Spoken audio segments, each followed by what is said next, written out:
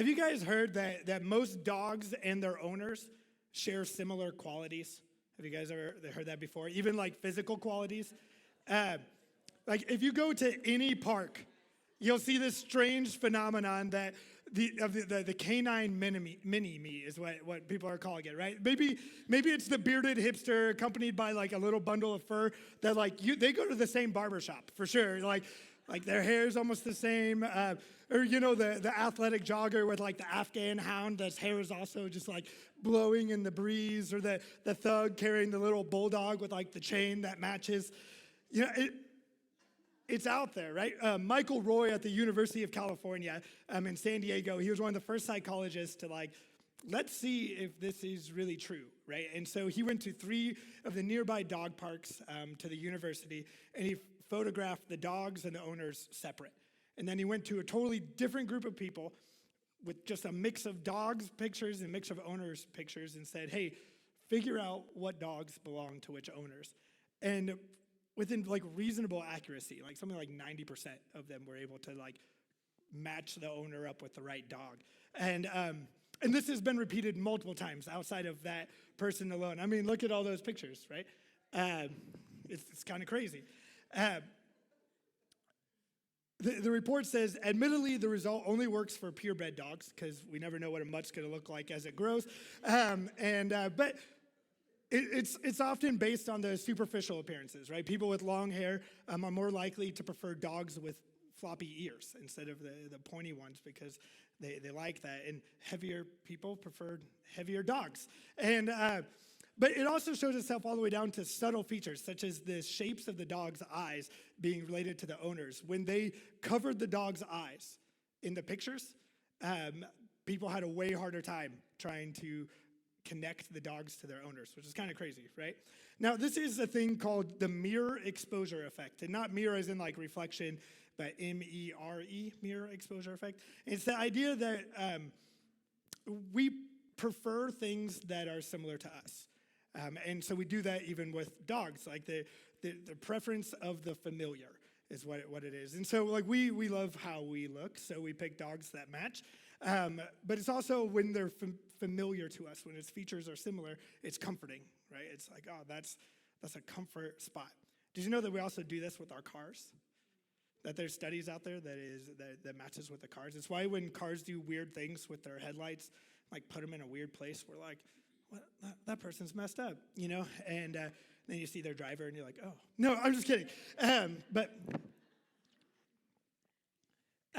we also do it with people, the people that we choose to be around us.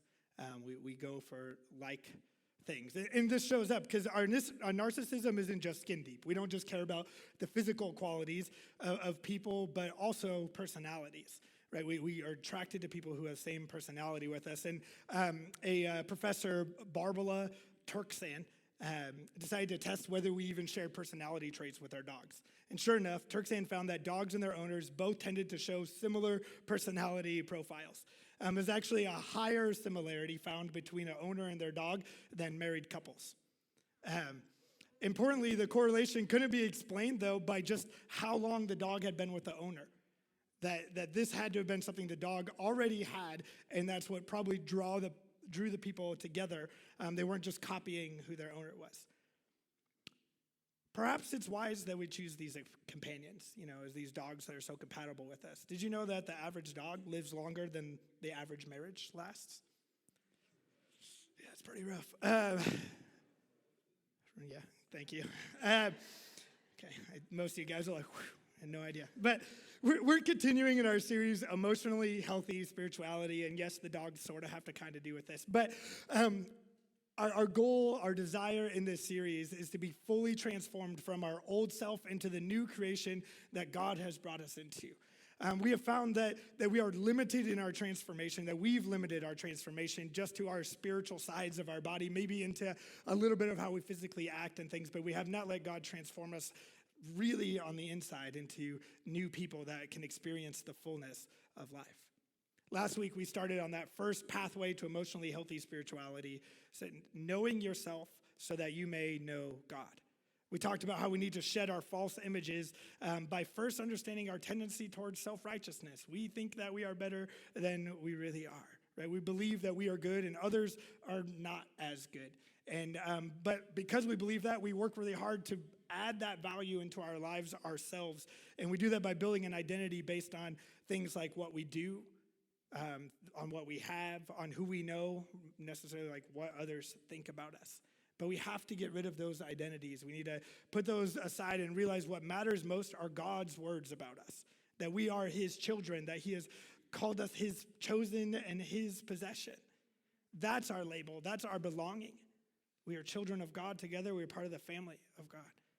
And that being in a relationship with him brings him joy, and that is our purpose. When we're able to start getting rid of these false images, we can then begin to look deeper into who we really are. Right? We don't get to know ourselves when we're so caught up in the false image that we put out in front of people, and we start to kind of believe those things as well. But once we can see ourselves for who we truly are, then we can begin to understand our emotions.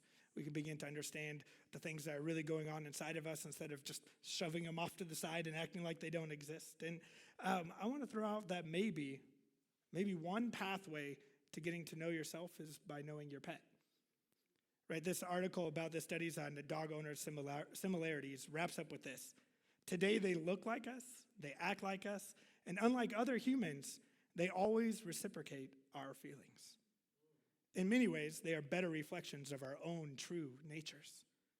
It's a little wonder why we now consider them man's best friend. All right, stick with me on this, right? Some of you maybe still aren't fully convinced that you have a false image to deal with. Right? Maybe you're like, oh, I'm just so mature. I've been a Christian for a long time. God's done all of the work that he's ever going to do in me. I've arrived. Maybe you're not on that level, but you may be going, I could see where maybe that was a problem in my life before, but I've grown out of that. I've grown past it. And maybe, and this is really common, that people fall completely into the delusion of their own false image and they're unaware.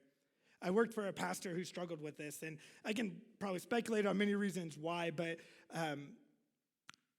like most of us, it wasn't something I believe that he set out to do. It wasn't like he woke up every morning and said, this is who I'm going to be today. It's not me. I'm going to try and be this, right? And he was caught up in it, caught up in the delusion because of life experiences, because of how other leaders have led him, because of people's expectations for him. And I remember having a conversation with him at multiple times throughout the years that I worked for him. And he would say things like, people always misread me. No one really understands who I am. He would say, everyone always sees me as this bulldog that's stubborn and just wants to force his own way in. But really, I'm just the easygoing, fun guy. Now, he was fun. He was really funny. He had some really cool hobbies. And generally, he was a good time to hang out with. But when it came to his leadership style, when it came to moments of conflict, he wasn't the fun, easygoing guy anymore. And here's the real kicker. He owned 2 bulldogs. Not even lying. Coincidence? Probably not.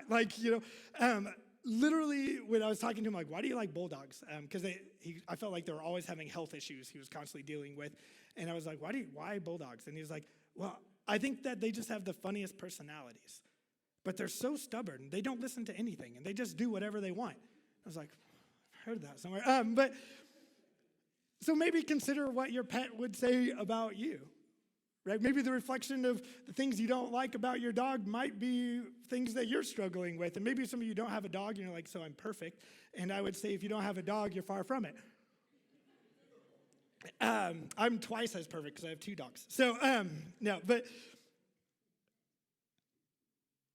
also maybe if people are saying something about you and you've heard it multiple times, maybe there's some truth in that, right? Help that shed your image. Like when somebody brings that up, do you really take the time to just go, do I maybe have a struggle with that? Talk to some other friends, talk to some people you trust, talk to people who are not beneath you at work or, have where you have authority over them, because they're not going to be honest with you as much as you feel like you have a friendship. They're not going to be fully honest, right? Go to people who don't have any stake in you other than helping you grow and be a better person and hear their truth. But another thing that we can learn from our pets is to show our emotions, right? When I get home from work, or literally if I walk out the door and walk back in, my dogs are like, "Oh, you're home. This is the best day of my life," and their tails are just all over. They don't even know what they're doing. They're just running into me, bumping into everything. When they get caught doing something wrong, they're just, not a good dog today, and I hope they still love me. Do you still love me? And they just follow you around all mopey till you love on them, or they're lonely. Right? They jump up on the couch right next to you. They cuddle in. They don't go sit across the room, give you the silent treatment, be like, "I wish you would recognize that I'm sad over here." Right? They just come right in. I had a golden retriever growing up that would literally climb up, put his head and get your arm on top of it, and then he would move back and forth so you would pet him. It was really nice. It was an automatic petting machine. I didn't have to do anything. But, right, they don't hide what they feel and they don't hide what they need. Right? They're fully in tune with it. And honestly, it's probably something that because of their nature, because they don't have all of the reasoning and the other things that we fully live in, that they do better. It's also, in some ways, like children, right? So today, my goal for you is to leave here with a permission to feel. Like many people and many Christians, I was taught that feelings are just unreliable. They're not to be trusted, especially the negative ones. Right? I was told, you just slap a smile on and suck it up, right? Walk it off. It'll be better. Roughly being told by most of my leaders and my family that you just fake it till you make it because Jesus will get you there, right? And I struggle with this for a long time for a few reasons, really. I had gone through some pretty big loss as a child and trauma. People have had things way worse, but you can't compare things that have affected you in your past. So we'll talk about that another day. But when I was 11 years old, my family moved 2 hours away from our family home, from my friends, from my cousins, all the people I saw on a regular basis. And that in itself was pretty traumatizing to me. But at the same time, an uncle passed away, got sick and died within 2 weeks. And he was an uncle that we were really close to. We rode bikes with all the time. We saw every Sunday, all this stuff. And it was just like, I was riding bikes with Scott 2 weeks before he got sick. We saw him in the hospital one time. And the next thing I know, I was at his funeral. And that was the first death that I remember of somebody really close to me. And then we were moving away from everybody and all these things. And we never really talk about how to deal with loss. And we're going to talk about that in this series as well. But I was 11 years old. I didn't know how to deal with it. And my parents would just say, well, God moved us because my dad took a job to pastor another church. He moved us here, and you just need to feel better about it. It'll get better with time. It'll just get better. And all I knew is I was sad. I was depressed. I was angry. I was lost. And I didn't want to make new friends because I was like, God's going to take them away from me again. And now my dad cared for me. My parents both cared for me. They loved me very much through it. But my dad's childhood was way worse than mine.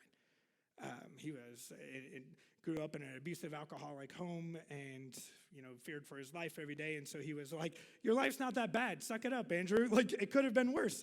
And, but trying to care for me the best that he knew how, because again, we have no training in this about parenting or emotional health or loss. We just out there winging it. And all that made me do was hide it from my parents. Right? So when I was out in the day doing things, I slapped a smile on, I acted like I was fine, and then I'd go to my room at night and I would just cry all night. And I'd just be sad and just hide in the darkness in my room. Right? Now, church didn't do much better for me at that time. Church told me, you're not supposed to feel sad, right? Let go and let God. And I was like, no, God did this to me. Why would I give that to him? And this doesn't make any sense. I'm trying to let go. And so I would just be happy and act like things were fine. And I got really, really good at acting like it.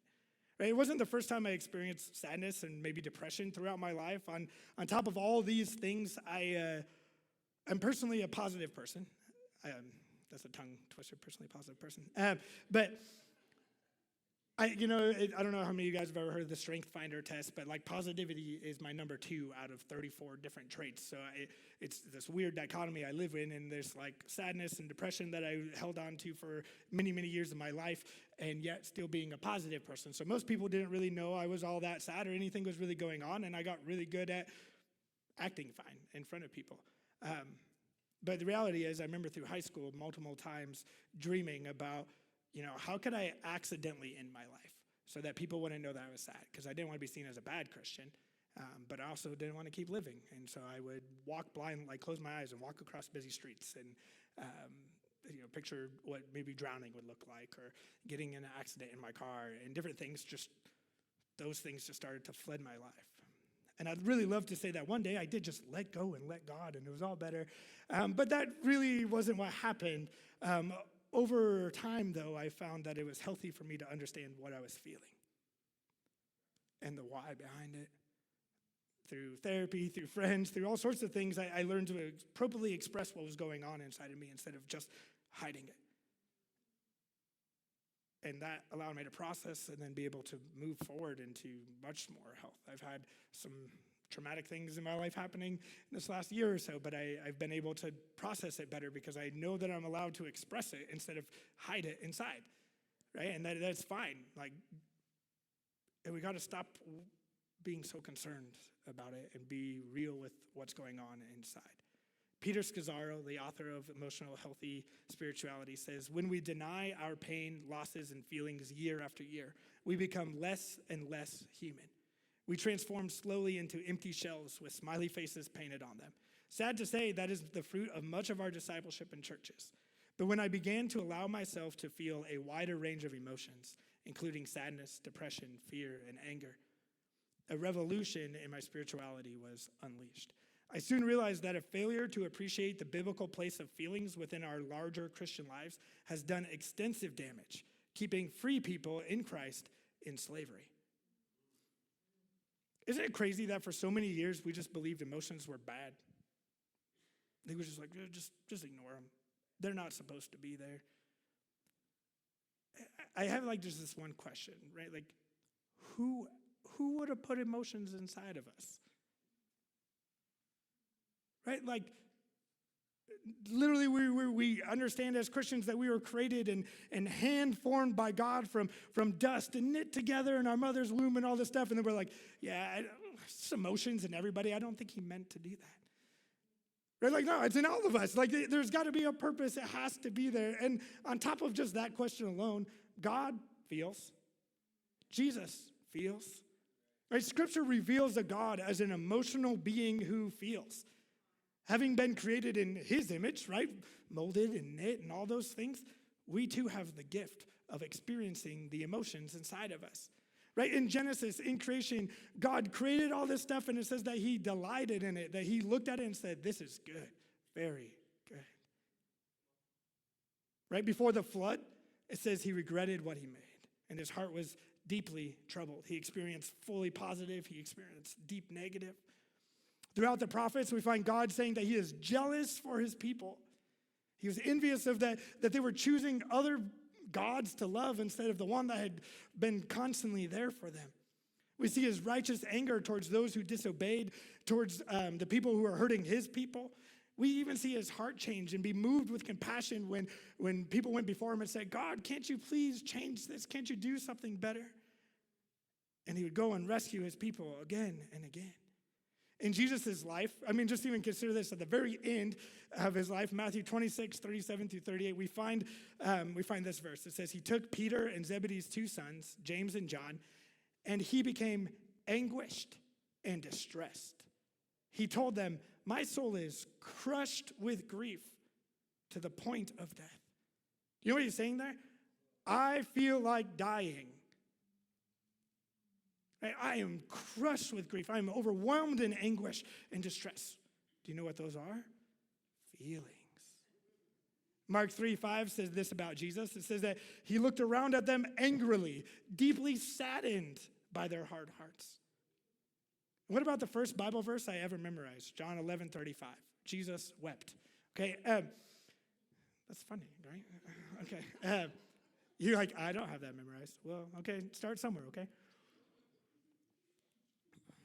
If we look at the context of this, it's just all emotion. Verse 33 through 36 says, when Jesus saw her weeping and saw the other people wailing with her, a deep anger welled up within him, and he was deeply troubled. Where have you put him? He asked. They told him, Lord, come and see. Then Jesus wept.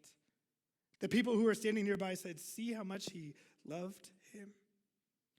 Deep anger, deep troubling, weeping, loving. You are a human being made in the likeness of God, and part of that likeness is to feel. Right? At the very least, the call of discipleship includes experiencing our feelings, reflecting on our feelings, and then thoughtfully responding to our feelings under the lordship of Christ, under what Scripture says we can do, right? The problem is that we cannot reflect and respond thoughtfully to our feelings if we don't know what they are. So much of our true selves is just being buried alive, right? Sadness, rage, anger, tenderness, joy, happiness, fear, depression. Like we keep all those things. He's like, I don't want to seem too happy. People will be like, oh, look at that. They're so good over there living their happy lives. Or we don't want to allow people to see that we're so sad or we're so hurt, we're so angry about things. Yet God designed our bodies to respond physiologically to those in the world around us. Do you know that God speaks to you through the knot in your stomach? Through the tension, through trembling, through the release of adrenaline, and probably even headaches and the things that emotions cause in us physically, God speaks through those. God may be screaming something at you through your physical body, and you're just going, I need a spiritual sign. And God's like, I put that sign inside of you. The reality is often that our bodies know our feelings before our minds. I remember at 30 years old, I've talked about this before, but I left a really unhealthy job, and we sold our house, and we sold pretty much everything that we had, and we moved into my cousin's house. I had no job. I didn't really have any plan.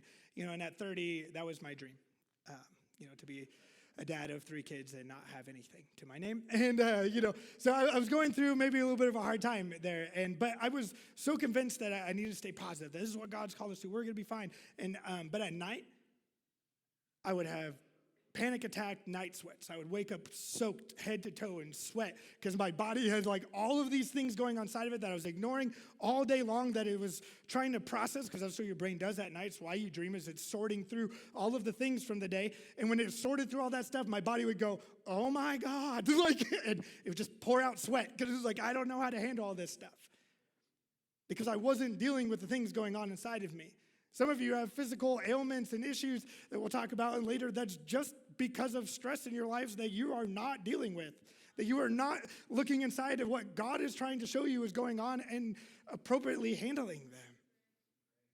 Man, as we're talking about feelings, and trying to understand them, you might be having some of these thoughts. They're normal. A lot of people have had these similar thoughts, but we need to probably dig deeper into them. You might be saying, well, I'm just not very good at feelings. I don't really have time for them, right? I'm a busy person.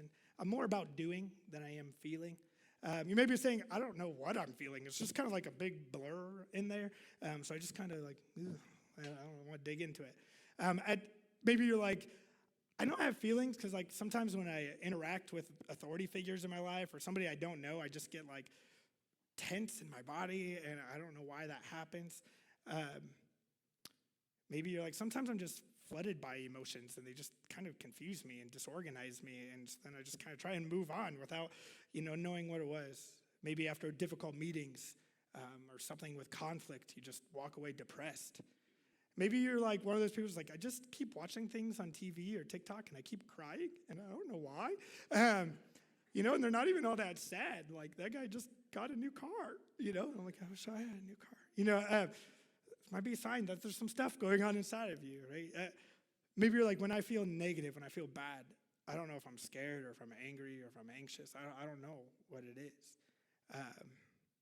Right? Maybe you just carry an overwhelming feeling of being shameful or guilty or defective because you feel bad and you don't understand why. Maybe it was just that your family taught you that, nice girls don't get angry and big boys don't cry, right? And so you just that's how it is. And maybe you're just like, I'm just a reason person, right? I only deal with the facts. I don't have feelings. I only have facts. Emotions are not reality. We have a problem that we have all of these rules that we grew up with, right? They're unspoken, and sometimes they were spoken. We have all these rules and guidelines for feelings that aren't correct, and we don't really know what we're supposed to be doing with them, but unconsciously when they pop up, we're like, I feel wrong, because to consider that would be breaking these rules, and so instead we just lie to ourselves, and then that shuts down our humanity. Dan Allender and Tremper Longman, they wrote a book called The Cry of the Soul. And they're summarizing why the awareness of our feelings is so important here. And they say, ignoring our emotions is turning back on reality. Turning our back on reality. Listening to our emotions ushers us into reality. And reality is where we meet God. Emotions are the language of the soul. They are the cry that gives the heart a voice. However, we often turn a deaf ear through emotional denial, distortion, and just disengagement. We strain out anything disturbing in order to gain tenuous control of our inner world. We are frightened and ashamed of what leaks into our consciousness. In neglecting our intense emotions, we are false to ourselves and lose a wonderful opportunity to know God. We forget that change comes through brutal honesty and vulnerability before God. Right now, you're probably thinking deeply about your feelings, right? You're like, is that me? Am I any one of those things? But, if I asked you, how are you? Most likely you would respond with, fine, good. Our recent favorite, busy. Before you even have a chance to take a quick inventory of how you're doing, right? Busy is not even a feeling.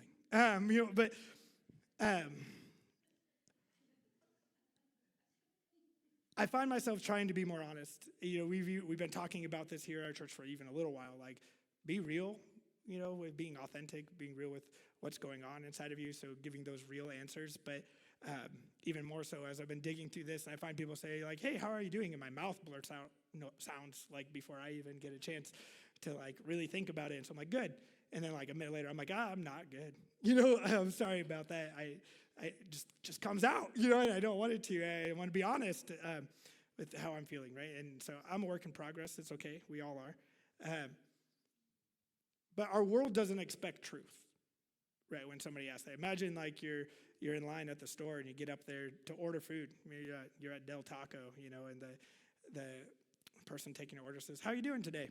And they really just want you to say good or fine. And you're like, "Well, it's been a rough week, all this stuff." And there's like 20 people in line because like rush hour, and they're like, "I actually don't care. I just need to take your order." And right, because they don't really want to know. And we have this huge disconnect between our willingness to ask people how they're doing and our actual willingness to even share how we're doing, right? And that's why we expect people to say good, fine, or busy, just the general things, not so good, because we know that that's all we were going to say. Mark Brackett, the professor at Yale's Child Study Center, he's also the director of the Yale Center for Emotional Intelligence, who a lot of the info today and in 2 weeks are going to come from his book called Permission to Feel. He says, feelings are a form of information. They are like news reports from inside our psyches, sending messages about what's going on inside the unique person that is each of us in response to whatever internal or external events we're experiencing. We need to access that information and then figure out what it's telling us. That way we can make the most informed decisions. Right, he also explains in his book that becoming emotionally skilled or emotionally healthy does not mean perpetual happiness. Okay, like we're talking about emotional health here and emotional healthy spirituality, and we're not trying to get to some goal of emotional or of a perpetual happiness. Most people look at maturing in general as just becoming satisfied in life. And I think there is, like we'll find life and life abundantly in Jesus as we get there. But that does not mean always happy. Okay, the reality is happiness isn't all that great without negative stuff.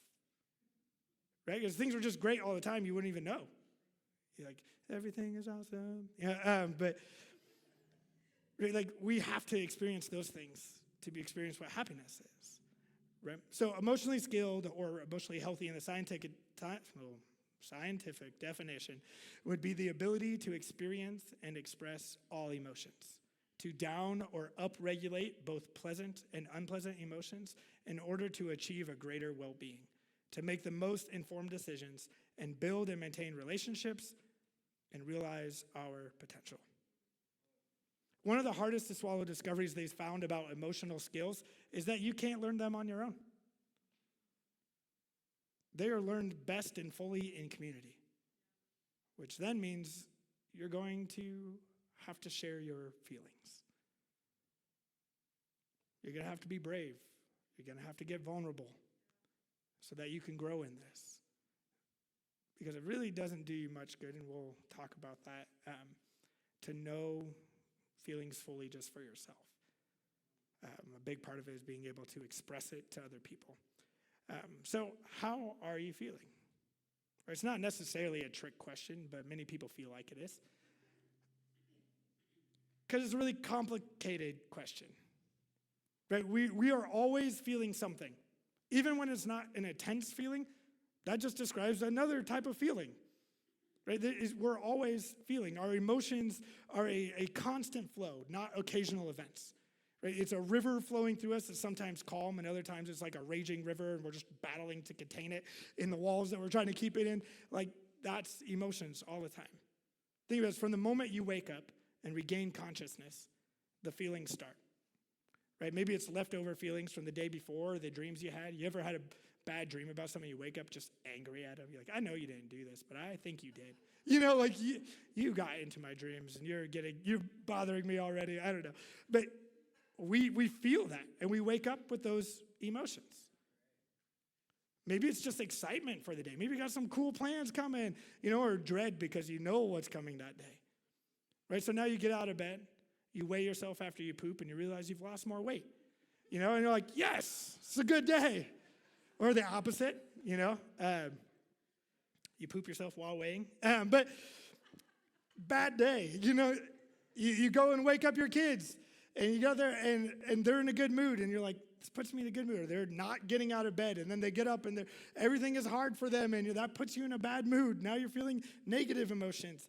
And then you get the kids in the car, and you're backing out your driveway, and you're like, oh, I got to mow the lawn. I don't have time for that. And that stirs up emotions inside of you. And it's been like 2 hours, and you've had a roller coaster of emotions already every day. Right? Just me? No, we're all like, you should have seen my morning today. No, your emotions are a roller coaster, and that's okay. Right? We are going to talk about how to kind of regulate them, and just really what that means is to not let them come out of you without you knowing. Right? It's not that the feelings will go away. The goal is not to learn how to eliminate emotions, okay? Right? Some of us feel like that because, again, we still have it in our mind that all emotions are bad. And so the goal from this is to never feel, and I'll be good. And it's like, no, that's actually not. We don't want to ignore them.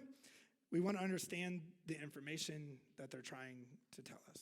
Maybe you're overworked and you're just in need of rest. Maybe you need to deal with some conflict, and that's why you're stressed or anxious about what the future holds, because you haven't made any plans and steps towards the future. The problem is when we neglect our most intense emotions, we're false to ourselves, and we close off an open door through which to know God.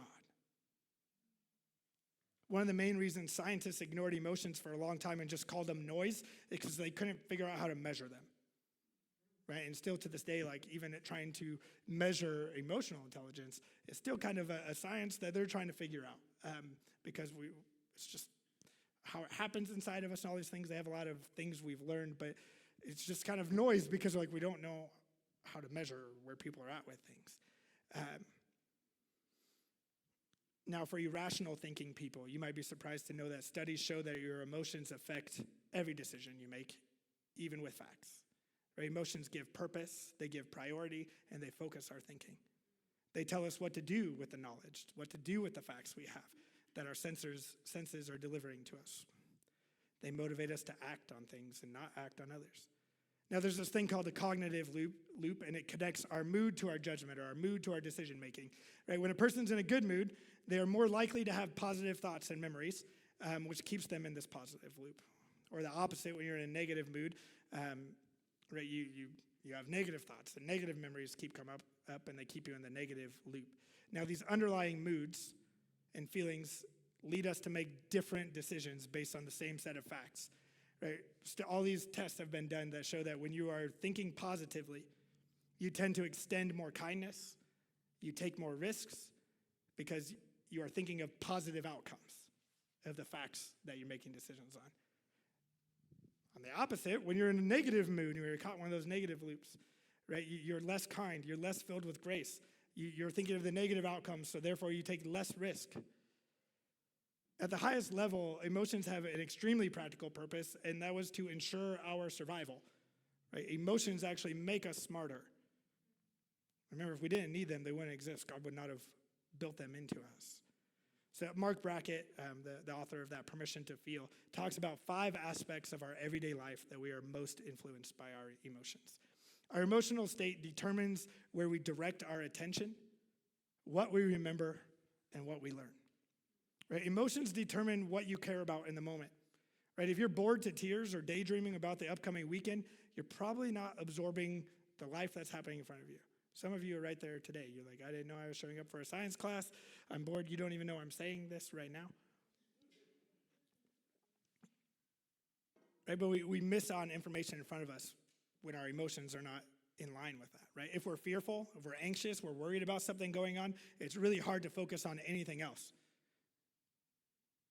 Right? Have you ever tried to pray or sit in silence with Jesus when you have something stressful going on in your life? You're like, every second, you're like, I'm sorry, Jesus, I keep thinking about that thing. That thing. And then you're like, I'm sorry, Jesus, I did it again, right? Like, it's just, you can't focus on the other things because your emotions are like, we have to take care of this. It's like it's necessary to our survival to take care of this thing right now. Feelings that arise due to physical danger, that make us stop thinking about anything else, it's a good thing, right? Like you're out hiking and a bear pops up, you feel fear. And so you stop thinking about whatever you were daydreaming about and go, bear, I gotta do something about this, and that's all you can think about, right? And that's a good thing. Right? But they also found that the fear of intangible harm, things like embarrassment or shame or being seen as a fool or inadequate, does similar things to us. That when we are so fearful of that, it stops us from being able to think about anything else. Strong negative emotions, fear, anxiety, anger, hopelessness, it tends to narrow our minds to keep us focused on processing the information that has to do only with what we are feeling. And when we feel those feelings, our brains literally release cortisol, the stress hormone, which doesn't allow us to process all information. It's literally a hormone to just get us to just deeply focus on the one thing. And right, like the brain gives us that. To help us gain focus in those life and death situations. Again, bear, take care of the bear. Don't, stop thinking about what you're thinking about before, we'll figure that out, But the problem is most of our life is not necessarily life or death. And so it begins to hinder us. There's other things like the feeling of romance throws off our ability to think clearly as well. Right? If you're ever wondering, how did your wife pick you like I do? Because I was really romantic and not so good looking. But her reasoning was out the window. It worked. And so I asked her to marry me 1 month into dating because I was like, take advantage of this time. But it's really true, right? That's what they call the honeymoon stage, right? Like your reasoning's out the window, right? And there's like a million red flags. You're literally like, I got to move this red flag to go on this date, but you're like, your reasoning's out the window. It doesn't mean anything. But then 2 weeks in, you're less feeling romantic, and you're like, whoa, this is, I should never have gotten here. How do I not see this? Your brain. Thank you, brain. Whenever we notice that we are suddenly having difficulty paying attention to the things we want to be paying attention to, being able to focus on the people in front of us, our time with God, those things where we can't focus, we should ask ourselves, what emotional information is here? Right? Maybe God's actually trying to use how he made me to tell me something that I need to handle. Is there something beneath just the surface of my thoughts that's causing me to do this, and how can I regain control of it? Again, not to just control it and shove it in the box, but to take action where we need to. Secondly, emotions influence our decision making. We were talking about this just a minute ago. When we are in the grip of any strong emotion, especially like anger or sadness, or even the opposite of elation or joy, we perceive the world completely differently. And the choices we make at that moment are influenced for better or for worse based on those emotions. We like to believe that our ability to reason and think rationally is our highest mental power, right? It's better than our unruly emotional side. We don't know what's going on over there. But this is literally a trick our brains play on us, right? In fact, our emotions exert a huge, though mostly unconscious effort to influence our minds and how they function. And it's very evident in our decision-making process. I mean, just think of this simple thing. People fear flying, so they'll drive everywhere. Right? That is an emotion that is controlling their lives.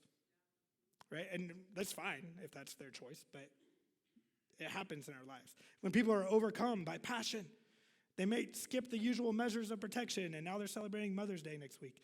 Right? Like, but emotions play a part far past that even.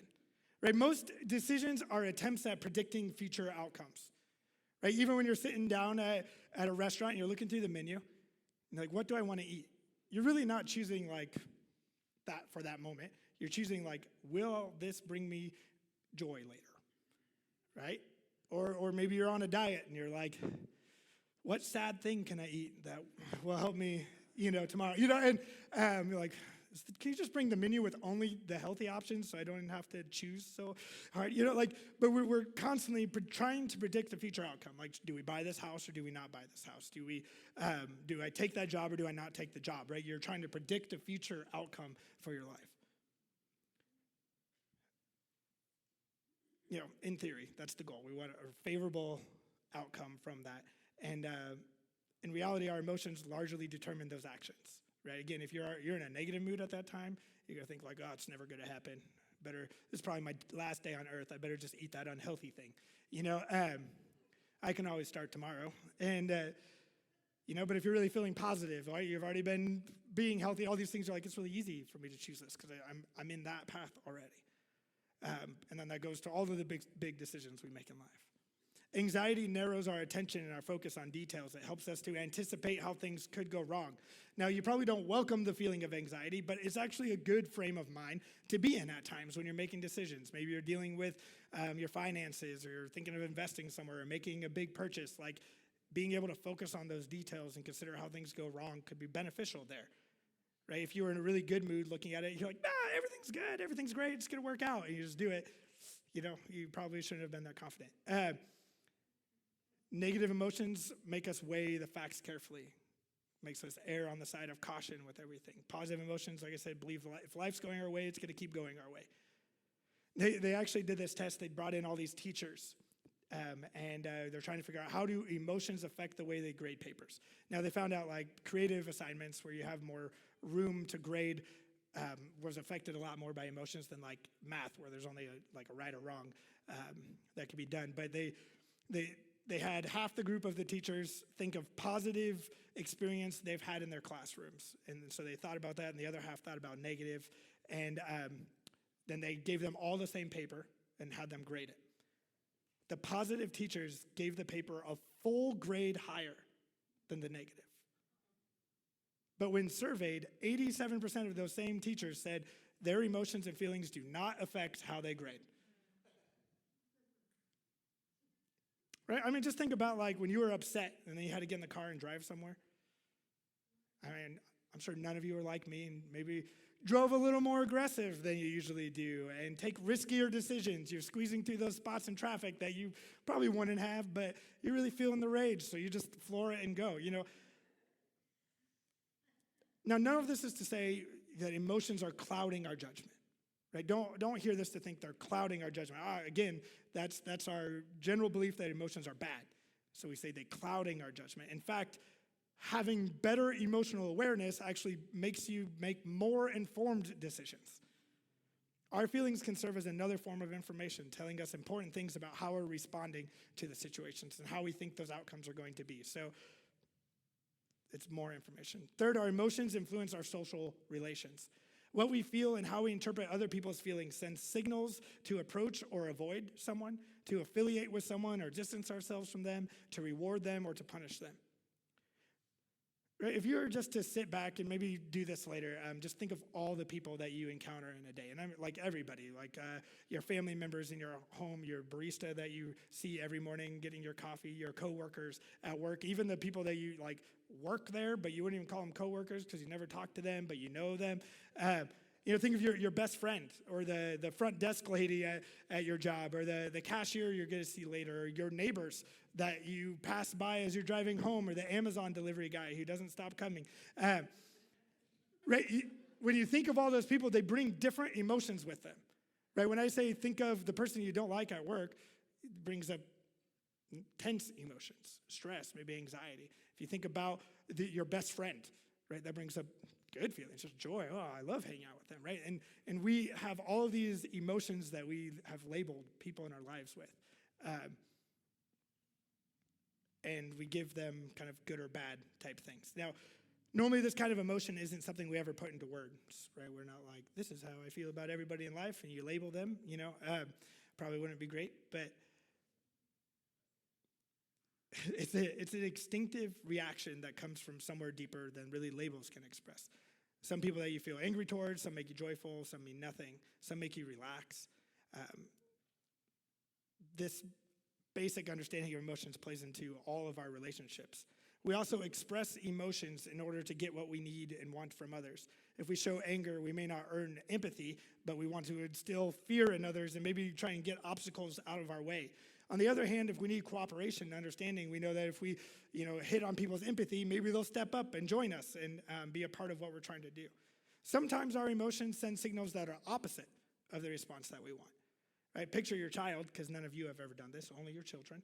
They're troubled, they're anxious, they're going through something in life, and they really need comfort and security, but instead they're acting out because they don't know how to process what's going on.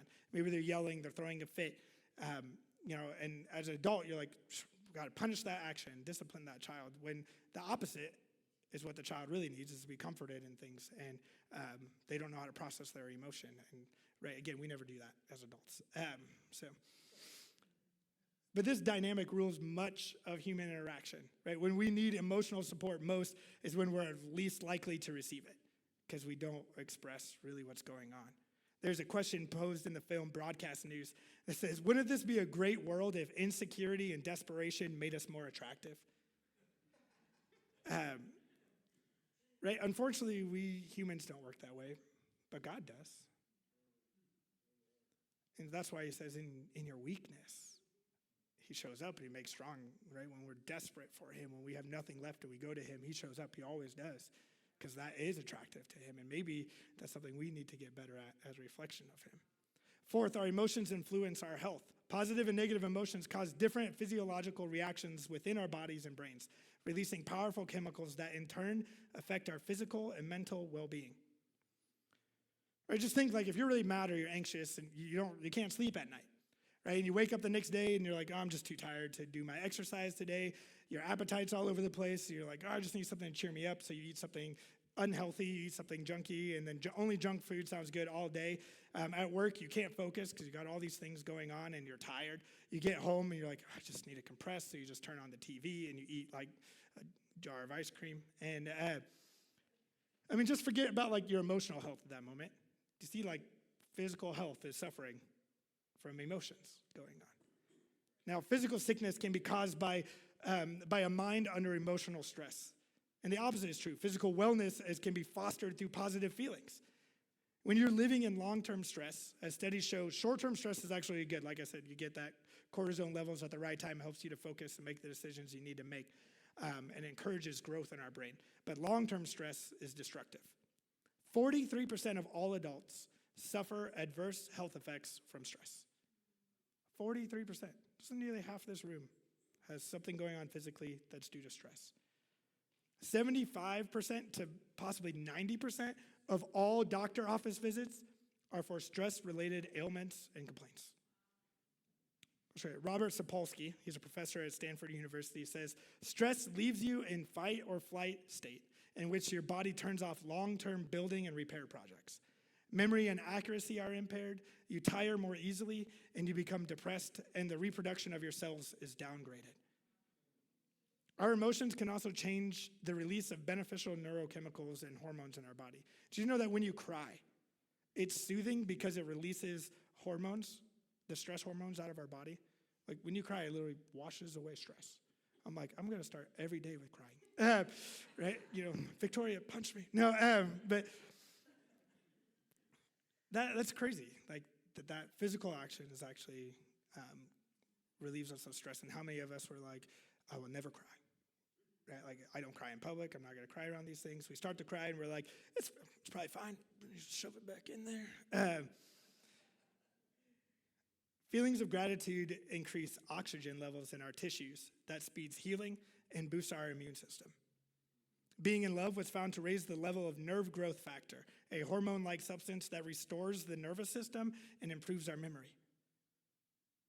Laughter can increase the flow of beta endorphins, which enhance our mood and stimulate growth hormones, which repair our cells. Right? Laughter was also found to lower the levels of cortisol and adrenaline, declining those feelings of stress and worry and anxiety. They've also have studies that are starting to link that laughter may also lower the risk of heart attacks. Right? That's kind of a different meaning to laughter being the best medicine, right? You know, and how many of you guys missed the comedy night, right? We're just trying to help you out. They just save you millions in doctor bills, and you didn't come. So think about that next time, okay? But lastly, emotions influence our creativity, our effectiveness, and our performance. In order to achieve big goals and good grades and thrive in collaborations at work, we have to use our emotions as though they were tools, which of course they can be if you understand how to use them. So, you know, whenever you make a decision or face a challenge, you have the opportunity to be creative, right? You know, sometimes we think of creative and we only think of like the arts, you know, music and drawing and those things, right? But all of us are creative in a way. The opportunities we have to respond to a decision or a challenge and not just do what we've done before is an opportunity to be creative, right? We have so many opportunities throughout our life to be creative, to act in new and thoughtful ways. It's kind of what should be making life an adventure and fun, but because we don't understand our emotions and we're not using them, we often don't get creative in our response to things because we're just not letting the feelings bring the information to us. And so we just continue to do the same things and don't understand why we are living the same life. Right? There's also some scary things about creativity too. It represents a break in the status quo. If you're going to choose to do something different than everybody else around you and step into the unknown, it could be uncomfortable, right? Because basically when you make a creative decision, you're telling the rest of the world, I think I have a better idea. And then you get feedback, right? From others, even from yourselves, right? You start having the feedback before you made the decision. What if this doesn't work out? Right? What if it makes things worse? Or at least in somebody's eyes. You know, and then we start to doubt our creativity. But emotional lives go beyond the personal when we get into that creative things, because then we're letting our emotions help affect other people's lives. Creativity is the lifeblood of our culture and our economy, right? In a poll of 1,500 CEOs, they said that an employee's creativity was the single best indicator of future success. Without innovation, society is stagnate and die. Right? We need your creativity here in church, right? Like, how can we continue to reach people with the hope of the gospel and the love of Christ when we can't even figure ourselves out? According to the creativity researcher at Yale, Zorana Pringle, emotions are both the spark that fires the engine of creativity and the fuel that keeps the fire burning when other people try and douse it or the kindling runs low. Emotions rule the whole creative process, from motivating creative work to idea generation to persisting towards actualizing the goals, right? Really making it happen. It's the challenge that keeps us striving. Now, maybe now you start to understand that the simple question, how do you feel, is a little bit more complex. The emotional roller coaster, no matter how small in your life, has enormous influence over all of these important areas of our life. We can't just keep moving through life ignoring our emotions, right? Remember, God created you with emotions. God felt, Jesus felt. Right? We need to take that information in and let it inform our decisions about life and lead us and see maybe what God is saying to us. In 2 weeks, because next week's Mother's Day, we're going to be talking about 5 skills to understand and then use our emotions as tools in our life. And I'm really excited about that one. But for these next 2 weeks, I want you just to feel your feelings, right? Take time to pause throughout your day and see what are you really feeling. I recently downloaded a new app called How We Feel. Should be up there. And I've shared it with a few other people who are using it. But there's a really, really helpful app. If you scan the QR code in front of you, there's a link to download it, or you can just search How We Feel in your app store and you'll find it. And it gives you like 160 different emotions to choose from. And it helps to give words, and we'll talk about that in 2 weeks. We don't really use that many words for emotions as part of what leaves us emotionally immature is we don't know how to label how we feel. And so this gives you a lot more words, and when you click on it, click on one of the emotions, it gives you like a one-sentence description to kind of help you see how you're feeling. And you could set up reminders to pop up and say, hey, how are you feeling right now? And I encourage you to, at a minimum, set up reminders in your life to where you pause and you go, how am I feeling right now? Especially before anything that would be a major decision or before having to go deal with somebody or a major shift in your emotion happens, pause. What is God trying to tell me in the way that he's created me? Remember, it's okay to feel. It's okay to feel negative. It's okay to feel positive. It's okay to be neutral. Just consider what it's telling you about your life.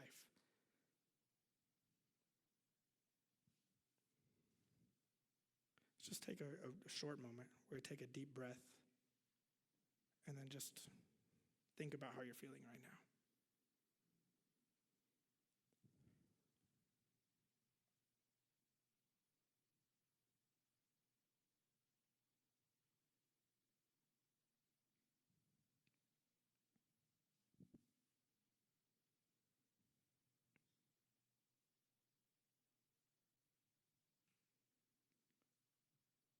How many of you are like, I just feel hungry? Okay, but I hope that it was deeper than that for you, but take those moments and just really dig deep and see like what's going on inside of me. Take something that we learned from dogs and feel your emotions, okay? Let's pray.